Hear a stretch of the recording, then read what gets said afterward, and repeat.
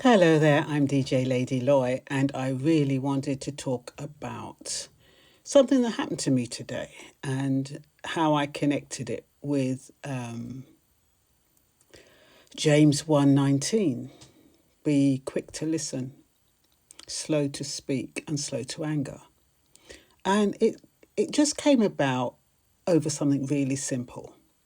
I got a notice from my housing association. I've got a shared ownership, and it was saying that I had to, there was an increase, quite a considerable increase.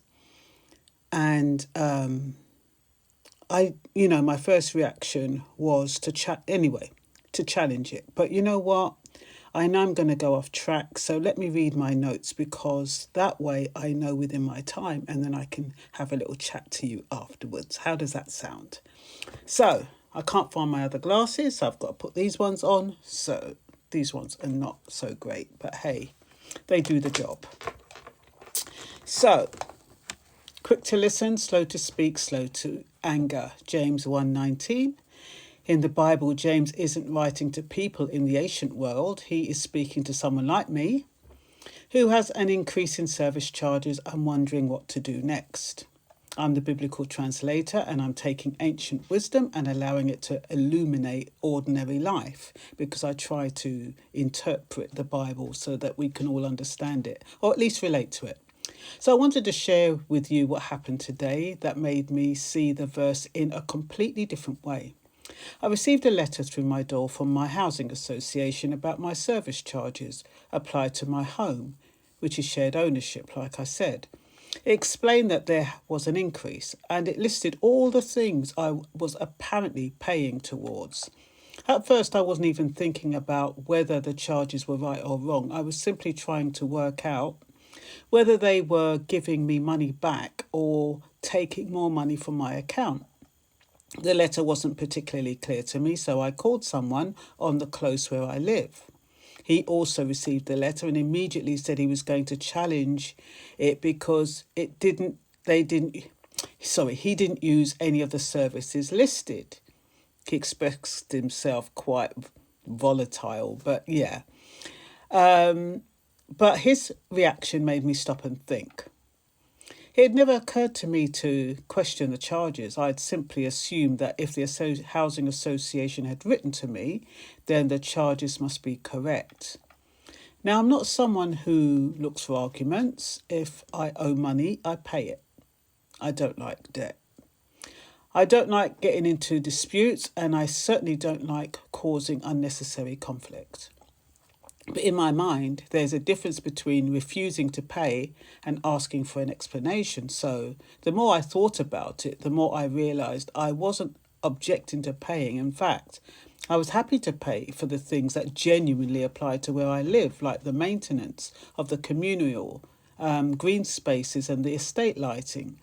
What I wanted to understand was why I was apparently being charged for lifts when there are no lifts, communal cleaning when there are no communal buildings, retirement living costs when nobody on the estate lives in a retirement accommodation, and several other services that didn't appear to exist where I live.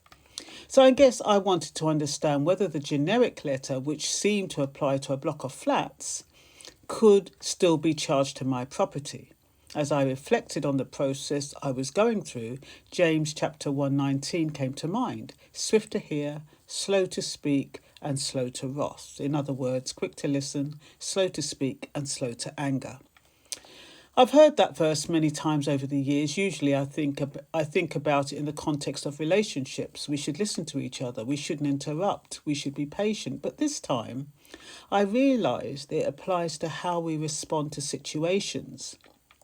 In my opinion, being quick to listen doesn't only mean listening to another person. It also means listening to the facts before we decide what we think and how we respond. Similarly, being slow to speak doesn't mean staying silent. It means taking enough time to understand the situation before responding. And likewise, being slow to anger could mean not allowing our emotions to make decisions before our minds have got into gear. In that moment, I realised there were actually three possible responses to that letter. The first was to assume the housing association must be right, which is the thought I had. The second was to assume they must be wrong, which was the train of thought of one of the people on the close. And the third was to simply ask, could you help me understand why these charges apply to my property? The third response seemed to fit the wisdom James is describing. I didn't want to respond with suspicion, I didn't want to be argumentative, and I didn't want to be too passive either. I simply wanted to know if they'd made a mistake. I wasn't objecting to paying legitimate charges, I just wanted an explanation and struggled with expressing it in an unemotional way or in a way that wasn't accusatory or inflammatory. And in the process of drafting that response, I became slow to respond and slow to anger. I've been thinking about whether this principle could help us in other areas of life. How many disagreements begin because we reached a conclusion before we've gathered the facts? How many relationships become strained because we react before we understand? How many assumptions do we make about people without ever asking simple questions? James doesn't tell us never to challenge anything. Neither does he tell us to accept everything without question. Instead, he encourages us to develop a different way of responding. Listen first, think carefully, then speak. I think that is the core of wisdom. So I set my questions in and I asked them in a respectful way to explain why the charges apply. And in doing so, I learned something. If they've made a mistake, then hopefully they'll correct it. Either way, asking calm questions is more likely to produce understanding than reacting in anger. Sometimes I think believers' maturity is shown in the big moments of life. No, sometimes we think believers' maturity is shown in the big moments of life, but most of the time it is shown in the ordinary moments. A communication or person says something that riles us up. It's up to us to pause, i.e. count to 10. We ask questions, seek clarity, and in doing so, we quietly live out the wisdom of James 1 chapter of verse 19. Slow to anger. I think we don't only need to apply this to difficult conversations, it could well be the best way to approach life itself. This shows us the difference between the first century and the 21st century, how they merged together. And that's what I was thinking. I was thinking how that verse came into my mind and how relevant it was. Because like one of the neighbours on the close, their reaction was to call him up, be really angry, and because they're angry, they'll probably be emotional, and maybe the person on the other end is going to be defensive and they might not get a good response. And I always like to have a record of these things. I like to have it in writing. Now, they could well refer me to it was implied in the letter, to go and check out the lease. But the lease is so long and complex and arduous. Who's going to go through that? Not me.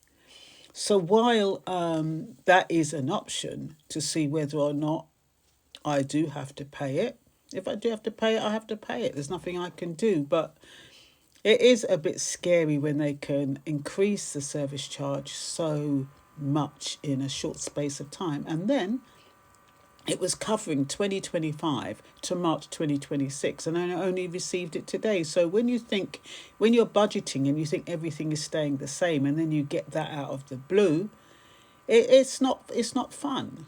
And then it's coming at a time when my MOT is due and the service on my car is due. So everything always happens at the same time.